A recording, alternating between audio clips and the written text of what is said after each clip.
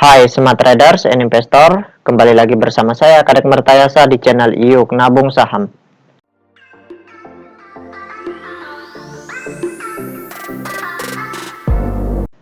Nah, di episode kali ini kita akan membahas salah satu perusahaan yang direquest oleh Sagittarius. Kode sahamnya CEPIN, nama perusahaannya yaitu PT Charon Pokhan Indonesia Tbk.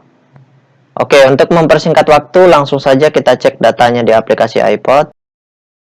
Jika Anda menyukai konten-konten kami mengundang Anda untuk mengklik tombol like dan subscribe agar Anda mendapatkan video terbaru kami setiap minggunya. Nah, selanjutnya kita ganti kode sahamnya di sini CEPIN. Kemudian kita enter. Nah, kalau kita lihat grafiknya selama setahun terakhir, perusahaan PT Charon Pokhan Indonesia Tbk ini pernah menyentuh ke harga tertingginya di harga Rp7.850 per lembar.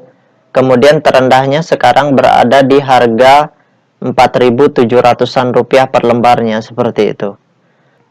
Nah, sekarang kita ingin lihat apa yang dilakukan oleh investor besarnya di periode 2 bulan terakhir ini, dari tanggal 1 April sampai dengan tanggal perdagangan terakhir di tanggal 27 Mei. Karena hari ini datanya belum bisa diambil ya untuk data broker summary-nya. Jadi kita belum ambil data untuk tanggal 30 Mei. Oke, selanjutnya kita cek dulu di periode 2 bulan terakhir ini investor besarnya ngapain? Apakah mereka distribusi atau akumulasi seperti itu? Oke, sekarang langsung saja kita cek data broker summary-nya. Kita klik kolom Broksum. Selanjutnya kita ganti di sini kode sahamnya CEPIN. Kemudian kita ganti tanggalnya 01/04 atau April 2022 sampai dengan tanggal 27 Mei 2022. Oke, kita show.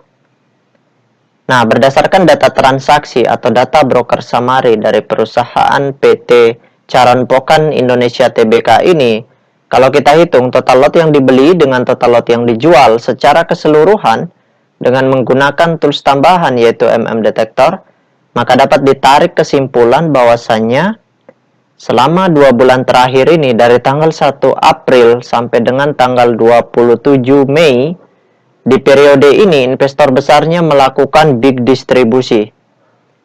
Jadi pada saat lebaran kemarin, dekat-dekat lebaran, periode puasa, itu investor asing sebagai pengendali perusahaan ini itu memanfaatkan momentum itu. Karena ada banyak investor retail yang yakin ketika masa lebaran itu akan banyak konsumsi mengenai ayam atau daging-dagingan berkaitan dengan ayam, maka produk-produknya akan sangat laku terjual seperti itu, dan itu bisa mendongkrak harga sahamnya. Tetapi realitanya tidak demikian, karena investor asing justru jualan dalam jumlah besar sehingga harga sahamnya malahan jatuh seperti itu. Jadi uang investor retail dari lokal maupun asing sendiri itu diserap dananya, kemudian ditukarkan dengan saham atau kepemilikan perusahaan seperti itu.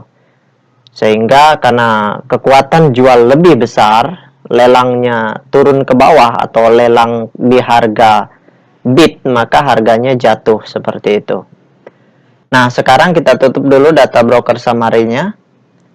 Nah, berikutnya bagi rekan-rekan investor, jika ada yang ingin ditanyakan atau ada yang ingin di-request, silakan komen di kolom komentar. Untuk yang ingin bergabung di grup channel Telegram kami, silakan klik linknya ada di kolom deskripsi. Nah, selanjutnya kita cek data peta kepemilikannya. Nah, berdasarkan hasil riset yang saya lakukan dengan mengumpulkan data-data dari SRO Bursa Efek Indonesia dan data-data dari sekuritas, maka dapat ditarik kesimpulan bahwasannya perusahaan PT Charon Pokhan Indonesia Tbk ini 40,1% sahamnya telah dicetak dalam bentuk scriptless. Nah, dari 40,1% saham yang beredar di publik, kepemilikan investor besarnya di sini 0%. Sedangkan kepemilikan investor retail di perusahaan ini sebesar 2,6%. Nah, sisanya itu murni dimiliki oleh investor semi retail. Jadi institusi asing, karena di sini sahamnya dikuasai oleh investor asing, maka kebanyakan institusi asing itu memiliki porsi kepemilikan di bawah 5%, sehingga nama mereka tidak ada yang tercatat sebagai investor besar di perusahaan ini. Namun mereka memiliki kendali, memiliki kuasa penuh terhadap perusahaan ini. Seperti itu. Mereka memecah di banyak akun dengan porsi kepemilikan yang besar, seperti itu. Jadi yang gerakin harga itu murni investor semi retailnya. Karena investor besarnya tidak ada, seperti itu. Ya, mudah-mudahan nanti ada institusi asing yang memiliki porsi kepemilikan di atas 5%, sehingga investor besarnya tentu langsung kelihatan, seperti itu. Nah, jadi kesimpulannya, karena investor asing terus distribusi, maka harga sahamnya akan jatuh.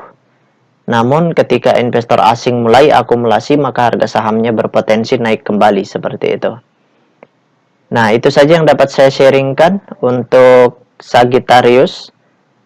Nah, sekali lagi bagi rekan-rekan investor, jika ada yang ingin ditanyakan atau ada yang ingin di-request, silahkan komen di kolom komentar. Untuk yang ingin bergabung di grup channel Telegram kami, silahkan klik linknya ada di kolom deskripsi. Baik rekan-rekan investor, see you next time. Salam cuan selalu.